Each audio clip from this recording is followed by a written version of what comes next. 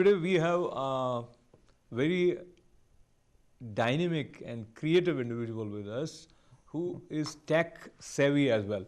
Creativity finds its way out with the help of technology also in today's world, and where it leads is very difficult to define because it's a very wide space that is covered by creativity and technology combination. When it comes in the form of a film, and that too a meaningful film which tries to convey something to us about ourselves, about the diversity that is defining us always in a new fashion, then comes the film Not a Feather But Dot. And the director Teju Prasad is with us today. Welcome. Hi, how are you? Very nice. So let's start with the title itself. Absolutely. Not a feather, but a dot. Yeah. What are you trying to say there? So there it's really referring in a very kind of lighthearted, very humorous way to the idea that in the United States there are two groups of people that are called Indian. And that these two groups of people are completely different in their origin and their I guess in their culture, but just by a twist of fate of history and how things kind of happened in the United States, both of these groups are called Indian.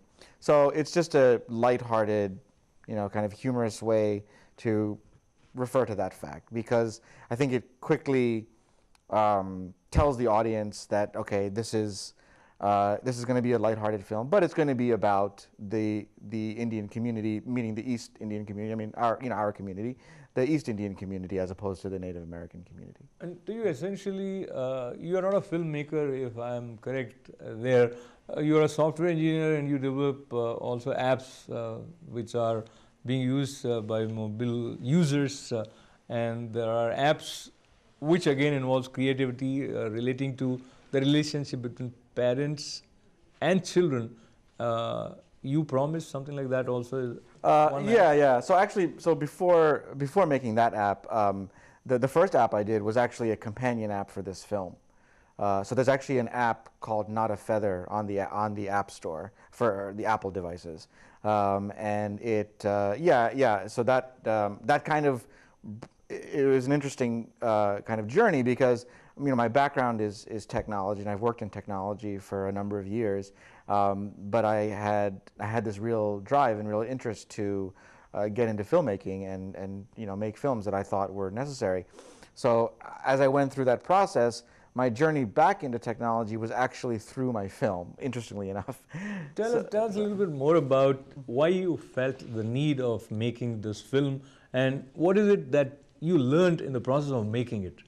Yeah, absolutely. The real drive, I think, for making the film was just that I felt that there were a lot of films out there that kind of covered one topic, but there really wasn't one film that touched on everything. And that really was my goal with the film, I think, to provide anybody with a starting point for their own investigation and their own learning and their own journey, so to speak.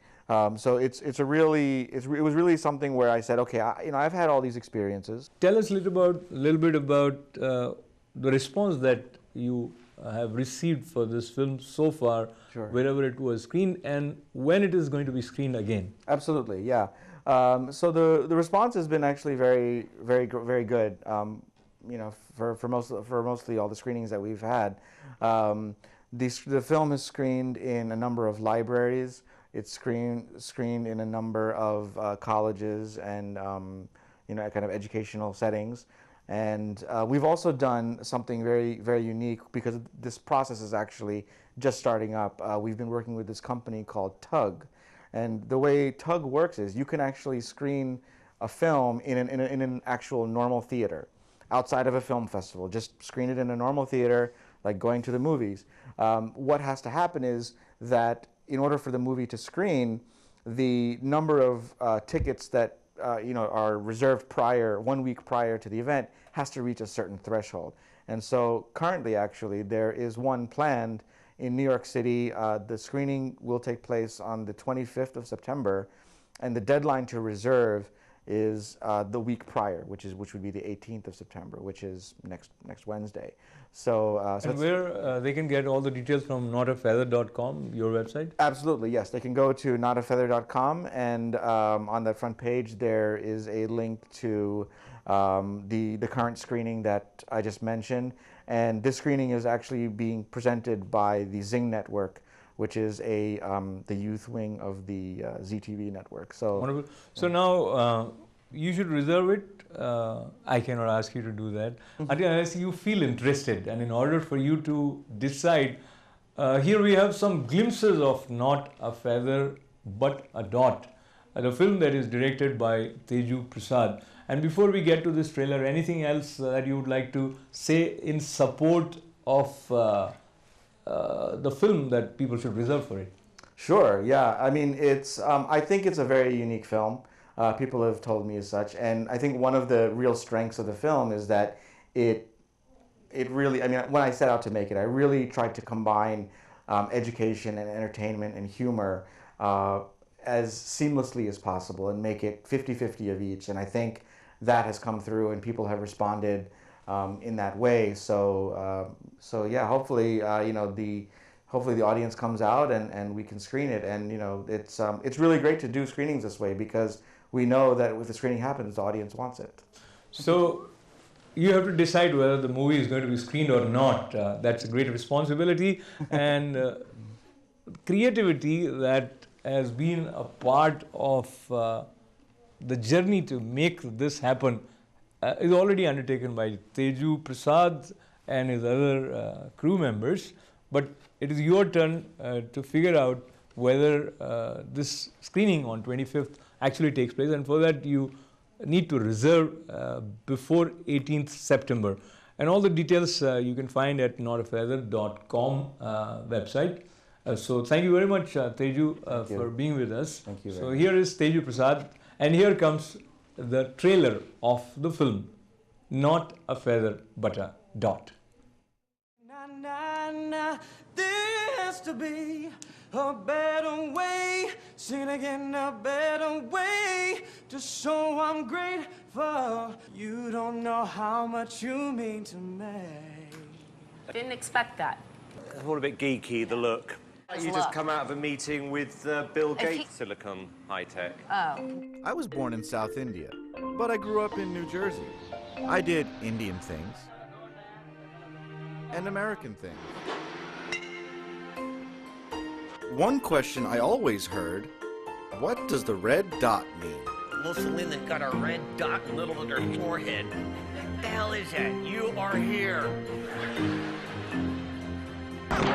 What are you doing? Oh, I thought that dot on your head was from a sniper rifle. Even my mom had a story. When she hurt, he was asking like, there is something bleeding from her head. Which we wear after we get married, and some we have which you can just use just as a fashion. Yeah. Mostly non-Indian people use these here now. How do they ask for this? Do they know Bindi word? In Sanskrit, Bindu means a small circle, a point. That is a very important symbol of Hindus. We had a congressman ask us if we were Hindu Sunni or Hindu Shiite. There was nothing really that focused on Hindus in America. It was time for us to really focus on building a voice. One of the first Hindus recognized in America gave his first speech here. We now introduce you to Swami Vivekananda from India. He made an incredible effect. I mean, he was a charismatic man, so he had this huge impact in America. And the spiritual thing gets even more dramatic during the hippie period. And Maharishi Mahesh Yogi with the Beatles are real living Indians who arrived in America, but they are all rational scientists.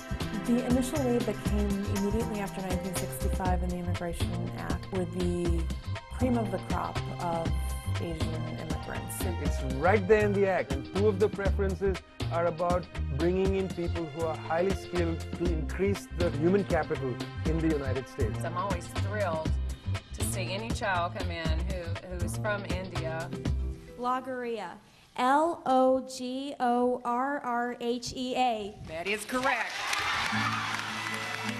and they're going to be good students. And I've never been wrong, not one single time. Edison, New Jersey has one of the largest Indian populations in the U.S. We're going to find some great spellers here.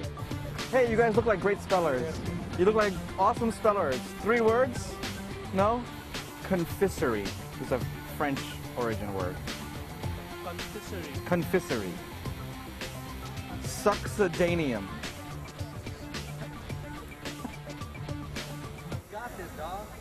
Everybody in India is not a doctor or an engineer or, you know, an advanced scientist. A lot of people do quite badly in mathematics. What's your name? I'm Priya Rai. Priya Rai. Into the adult world, I had so many emails. I've been spit at.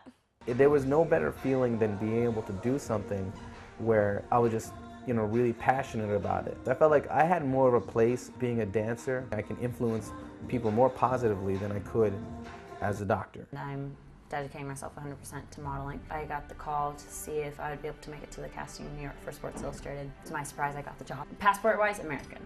Culturally, I'm kind of split. The metaphor of striped zebra struck me. This is a perfect metaphor. It's a redefinition of identity and of Americanness.